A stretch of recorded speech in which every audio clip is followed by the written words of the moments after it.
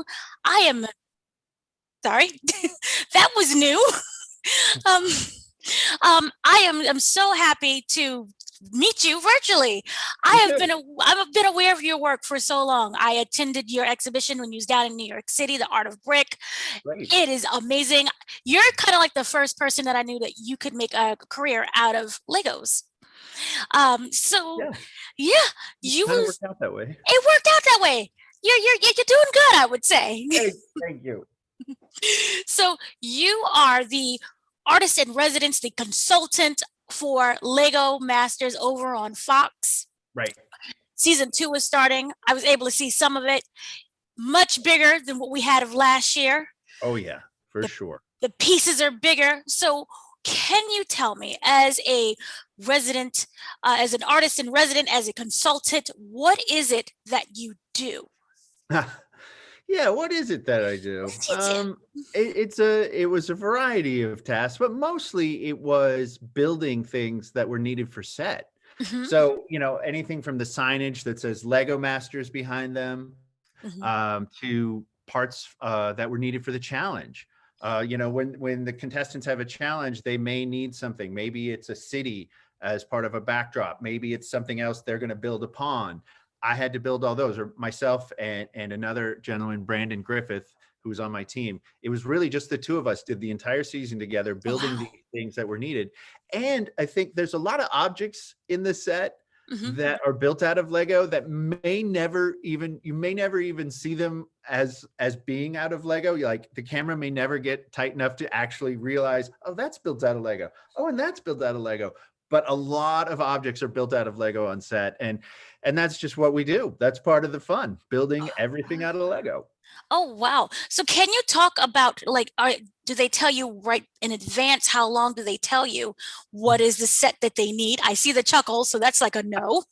Yeah, no, I mean, it's TV. It's a mad rush at the very last second to get everything done. And this season was even more difficult than the prior season. Last season, season one, was shot in LA, and my art studio's here in LA. So it was 10 minutes from my studio. So if someone comes up with a great idea at the last second, I can build it, rush it over to set, all as well. Right. This season, my art studio, still in LA, but set was in Atlanta. So that's a big difference. So Mhm. that meant rushing things to FedEx or trying to overnight things at the last second if someone needed something immediately. And that also meant more planning when it came to creating big things. We had to plan to have them packed up and shipped, which Right. wasn't as much of a difficulty season one. So I know for season 2, the goal is much bigger.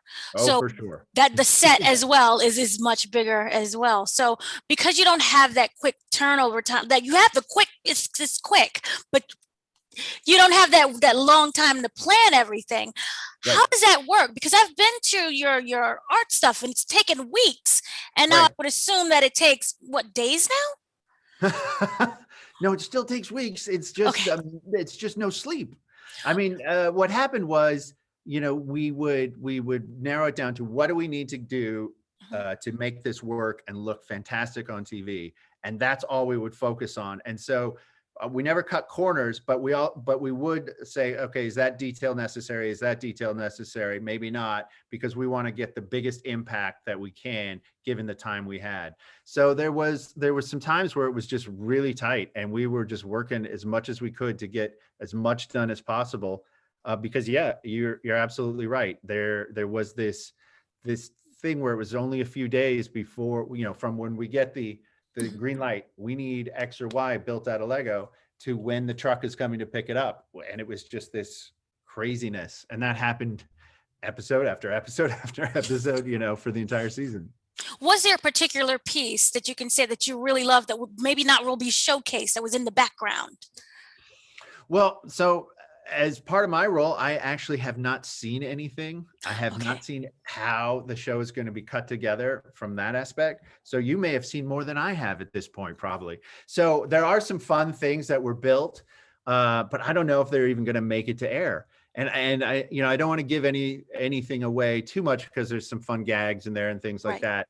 But some of the stuff we built. I mean, one of the things we built is the largest thing I've ever built or we've ever built for Lego Masters. Mhm. And that it measures, I'll give you the dimensions, 11 feet by I think 18 feet. I mean, that is a Oh, massive wow. thing to bang out in a week to get over to set in time.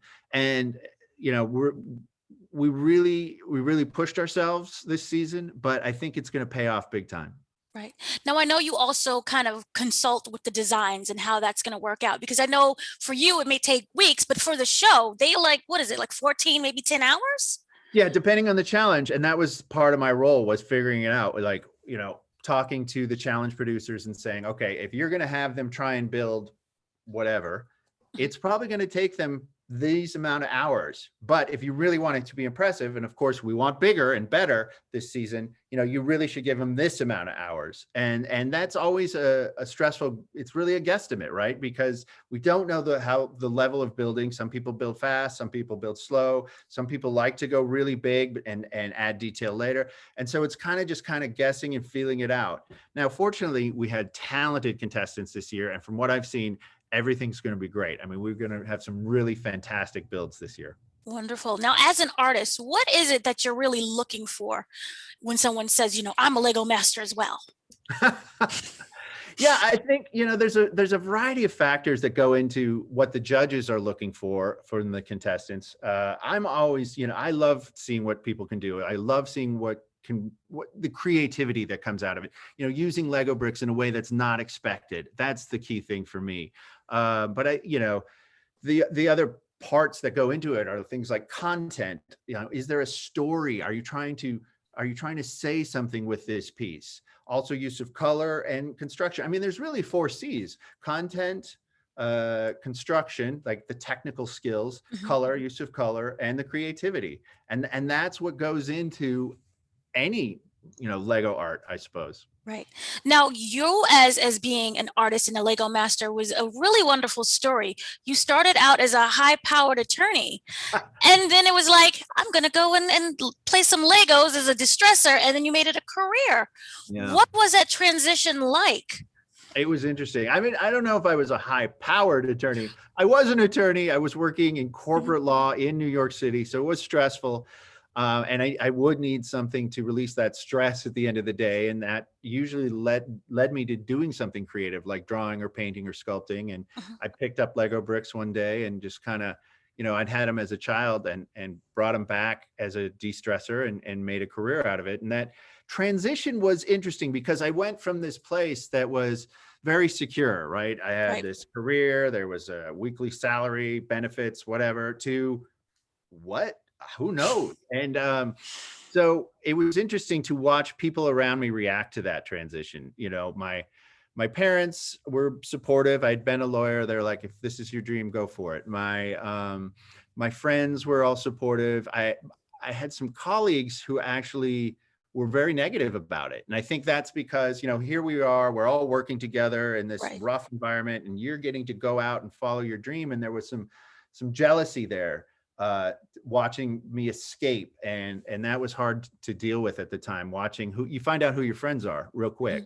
And then I suppose the only other people that reacted were my bosses, and they were just confused. They were like, you're doing what?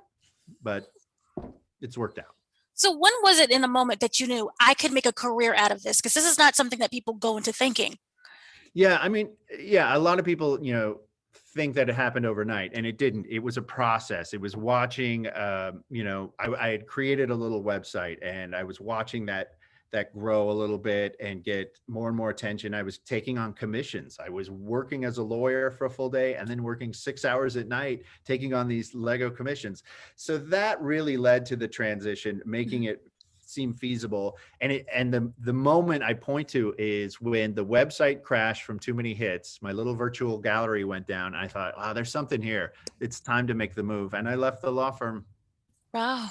Now, would you accredit you also being a painter, and you said a sculptor as well, to kind of the artistry of building with Legos? Well, I think so. Yeah. I mean, that was there was always this dream of being an artist, and I just didn't have faith in my art. And that's why I ended up going to law school. So yeah, for sure.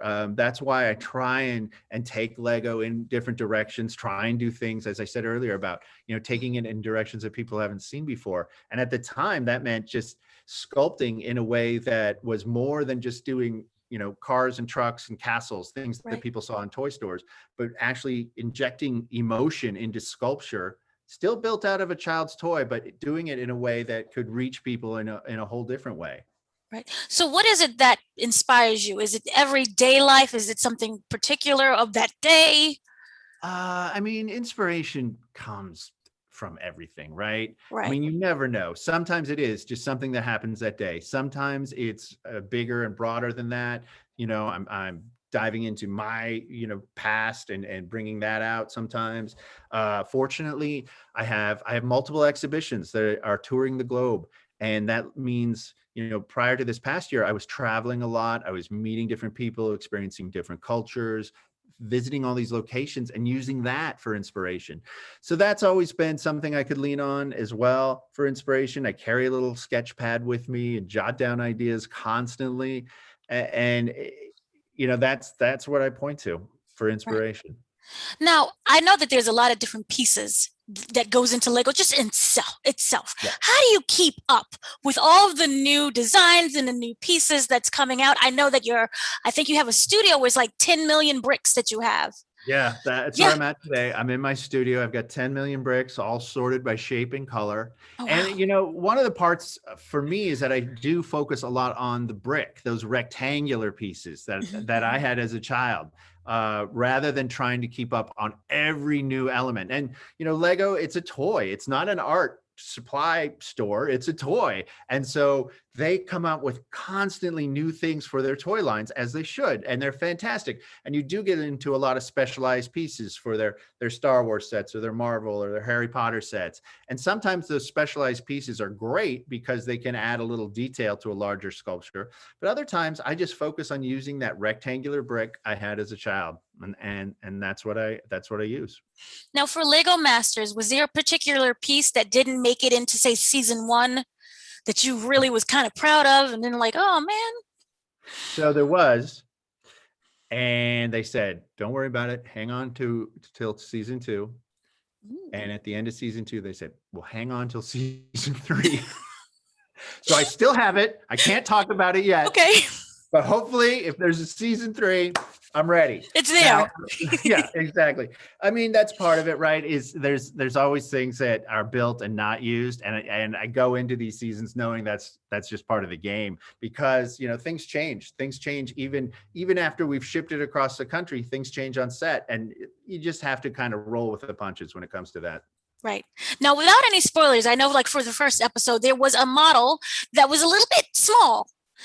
For you as a designer, does it matter what the size is, or is it more just about emotion that you get from Well, it? I mean, it depends on what the challenge is, right? Hmm.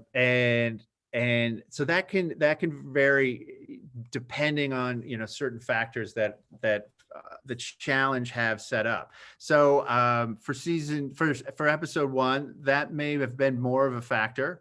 Whereas later on in the season, the size of the sculpture or the size of the art piece might not matter as much. So I think. Well, I think you'll see the results. I think the public will see the results and have to make their own decision. And that's the great thing about the show, though, right? You can judge at home as well. Amy and Jamie are great judges, but they come with a certain perspective. They work at the company at Lego, and they come with that perspective. And I think sometimes the public has a different point of view, and that's what I love to watch. I love watching, like, even the discussions online when people are like, "What are they thinking? Did they not?" And it makes the show great. So, for you, what would you say makes for a good challenge? Oh, well, I think the time pressure actually is one of the best parts of it. When I work on an art piece, as we talked about, it can take days, it can take weeks sometimes. And when you put that deadline over it and say, no, you have to have it done in this amount of time, it changes everything. It changes your focus, it changes how you build. And so I think that makes for a good challenge. And there's deadlines throughout the season. Almost every challenge has a timing deadline, and I think it just adds a different level of pressure, for Right. sure. Now, as your career in Legos, what would you have said was the greatest lesson that you learned about yourself and also as a builder? Well, I mean, as a builder, it's easy. It's that, there's no wrong way to do it. There's that, you may think, oh, I have to have this type of brick to accomplish what I want. But the great thing about this medium, this Lego medium, is it's a system and it fits together so many different ways that if you don't have that, you can find a way around it. You might have to be a little more creative than you thought. There's always a way to figure it out. And that's why this system works so well. It's globally, universally, everyone can use this same system to build. Now, I've learned that, these challenges that I put on myself creating Lego art, at times it can be stressful, it can be frustrating. I mean, I usually start at a level where I'm at a certain level and I've got a great idea. I think this is going to be amazing. And as I start to work, I start to lose faith in that. And I question all how this thing is looking. I start questioning life choices. I'm questioning everything. But brick by brick, I keep adding those bricks. I keep working on it and I get back. And by the time I'm ready to put that final brick onto the sculpture, I'm back at that same place I was when I started. And I've gone this full journey. And that journey is an important part of being an artist and learning that creative arc, and as well, hopefully inspiring others. As an artist, my role is to inspire other folks. And I hope that what I've done with my art over the years has inspired other people to be a little more creative, hopefully pick up some bricks, maybe not even bricks. Maybe they're just drawing or painting or doing something creative, but that's my role, to inspire. Wow. And I was also wondering, when you're looking at a piece and it's not really working, are you the kind of person that has to step away from it for a while and then come back to it? Or do you just keep plugging at it? No, I do step away from time to time. I mean, I have probably 2 to 3 projects going on in the studio at any given time. Mhm. So there'll be moments where I got to walk away. But there are other times when I'll just get out the hammer and chisel and tear it apart and start over. It just depends on where I'm at mentally. It so differs from time to time. If I have a solution in mind of how to fix something I'm not liking, then I'll just keep going. I'll plow through it. But if I'm stuck, if I've got what I like to call, it's kind of like writer's block. If I get builder's block, yeah, I got to step away for sure. Right. Now, for Lego Masters, if you could describe it just using 3 words, what would you say for season 2? Um, Bigger, definitely bigger. Um, Bigger is funner a word, and I mean, um, bigger, funner, and exciting. It's going to be exciting. There's some Mm. great surprises coming. Is there a particular, not going to say the design or an episode, but was there a moment where you was like truly proud of one of the designers and their work that you was like, woo, even that surprised me, Well, either in season 1 or season 2? yeah, I'll talk about season 1 because I haven't seen all of season 2 yet. Okay. Season 1, there was definitely, I mean, when you saw those finales, some of those creations were just fantastic. I mean, throughout the seasons, I think I'm always amazed at how the builders are able to do what they do in a short amount of time. Because again, I'm coming from a place where I spent plenty of time working on things. These people are banging things out in mere hours. Mhm. So that's always amazing. But yeah, I think some of the finale pieces, I mean, I still can picture the peacock, that Jessica and Sam did. I mean, that thing was amazing. There's so much. There's so Right. much. It's hard to pick a favorite. That works. They're all your favorites. Exactly. A design is comes from the heart. That's all that matters. Exactly. Thank you so much for speaking with me. Thanks, You are Dan. amazing. I look forward to more of your work. Oh, thank you very much. Thanks again. No problem. Thank you.